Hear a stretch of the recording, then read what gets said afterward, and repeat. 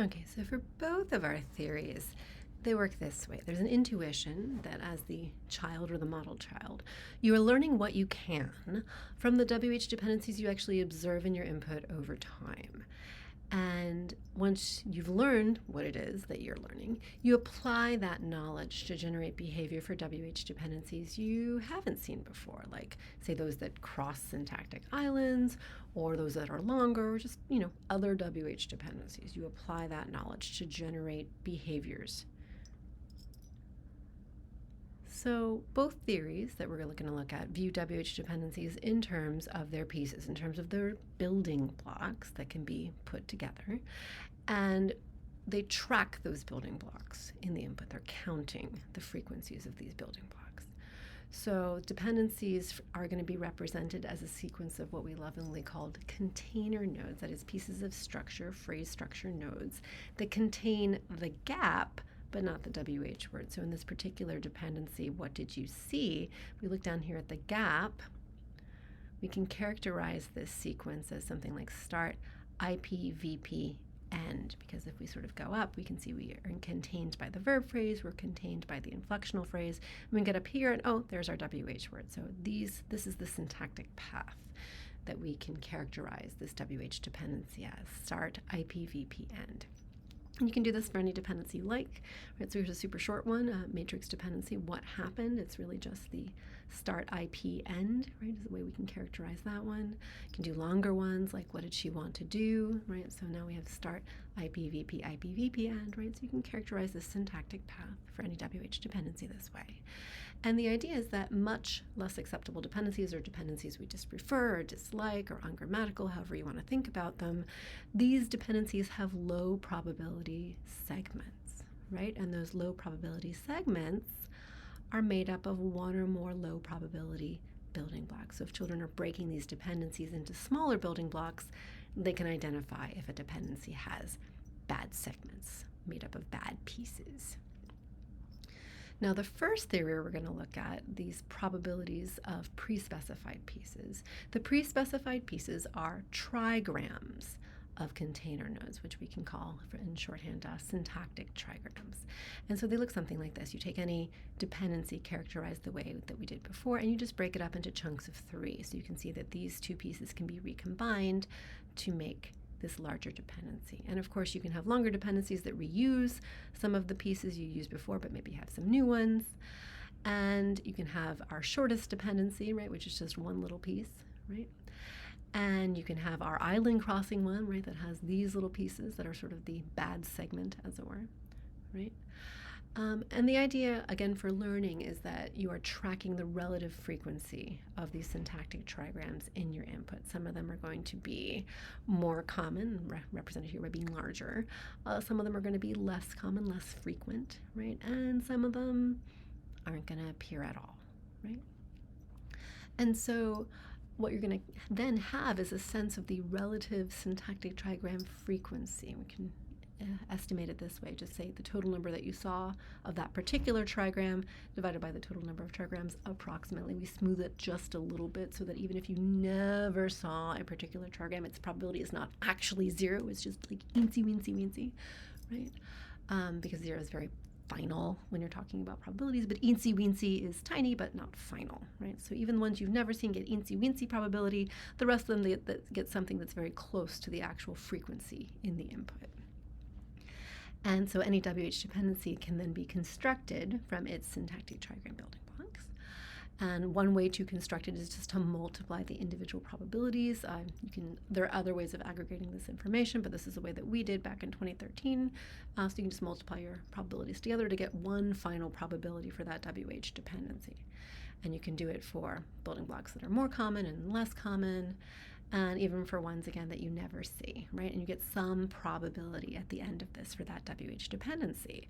And a WH dependency's probability can stand in for its predicted acceptability or the preference that it might have compared to some other WH dependency. So lower probability dependencies are predicted to be less acceptable, just preferred, compared to higher probability dependencies. That's your basic intuition. And so for both of our theories, now stepping back, if we learn from the input that children get, the way that whatever theory specifies, right? Can this theory output the behavior that children should produce, right? You get your input, you learn the way you're supposed to learn, you count the things you're supposed to count, you combine the information the way you're supposed to combine it. Can you generate that target behavior? Okay, great. What's the input actually look like? Good question. So in this case, we estimated it from the child's tree bank of speech directed, in this case, 25 children between the ages of 1 and 5 years old. It's about 102,000 utterances, about 21,000 WH dependencies. And so this lets us estimate which WH dependencies children hear and how often they hear individual ones. We get a distribution over WH dependencies.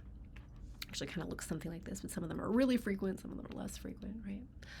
And we can then estimate how many WH dependencies and of what kinds children hear during the learning period, which is, as you may recall, was when just shy of turning age 5 at 60 months. And children begin, as far as we know, to represent the full structure of WH dependencies, like those in WH questions and relative clauses, rather early at the time of sort of this investigation. It seemed that around 20 months is when they're able to represent these kinds of WH dependencies. And so we can sort of say, here's an educated guess. This is when children can start processing WH dependencies reliably from their input between 20 months and 60 months. That's our learning period. Okay, that's time, but how many minutes is this? How much time is it really in particular, right? Children are only awake for a certain portion of the day at different ages, and we kind of know estimates of how much this is depending on their age. So you can actually calculate how many minutes this turns out to be, right? It turns out to be about 850,000 waking minutes between 20 months and 60 months.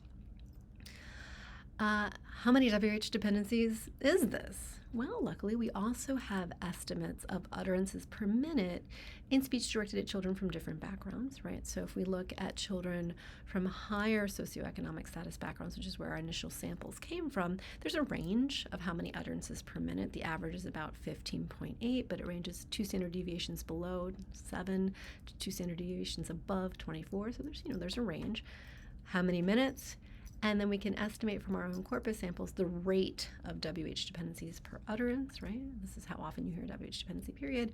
So you get a total collection of WH dependencies, a range from like 1.3 million to 4.2 million, distributed in the way our corpus sample suggests that they are, right? So, okay, that's our learning period, which translates to the quantity of data and of what kind of data. So given that to learn from, can the modeled learner actually produce the appropriate observable behavior? That's our question.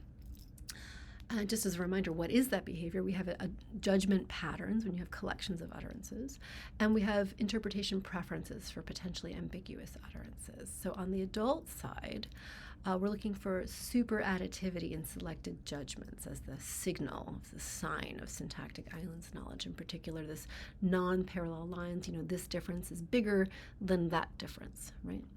And if we see that pattern, we've done good. And so each set of island stimuli from that experiment, for example, here we have our complex MP island stimuli, right, which is crossing matrix versus embedded with non-island versus island as our factors. You can take each of these WH dependencies and transform it into our container node sequence, our syntactic path, right, that we were using. And then we can break that into the syntactic trigram building blocks, and on the basis of the input, the relative frequency of those trigram building blocks, we can calculate the probability for each of these WH dependencies, and then plot that. We can plot them to see if superadditivity is in fact present in the predicted acceptability judgments. If so, hurrah, then we predict the modeled child has syntactic island knowledge that allows the same judgment pattern as adults. And that knowledge, however it's encoded, was learned from the building blocks in children's input, right? So that's what happens if it works. Turns out it works, right? So for complex MP islands, for subject islands, for weather islands, for adjunct islands, those collections of stimuli across the different ranges of data that children might encounter, in fact, we see this super additive pattern where this difference, right, is bigger. We have non-parallel lines all over the place. Fantastic. And what about the child behavior, that target? Well, in this case, when compared between this interpretation and that interpretation, this one is a WH dependency of a particular kind. This one is a island crossing dependency, a complex MP. Children prefer this one that doesn't cross the island, and in fact, the modeled learner finds that this dependency is 10 to the 18th times more probable than that one. So that's a lot, right? It's a lot more probable. It's going to therefore be the one that the modeled child prefers. Okay, so it looks like we've hit both of our target behaviors. So the takeaway is that this theory, we are learning the probability of these pre-specified pieces of these syntactic trigrams. This can work for learning knowledge about these types of syntactic islands. And the key idea is learning about the building blocks of WH dependencies. That's what you're focusing on. That's the direct learning is of the syntactic trigram probabilities. That leads to knowledge about syntactic islands without trying to learn syntactic islands directly. Okay, so what about the other theory that learns not only what the probabilities of the building blocks are, but what in fact the building blocks are themselves, right? Learning both of these things at the same time from the input. How does that one work? Well, stay tuned as we continue.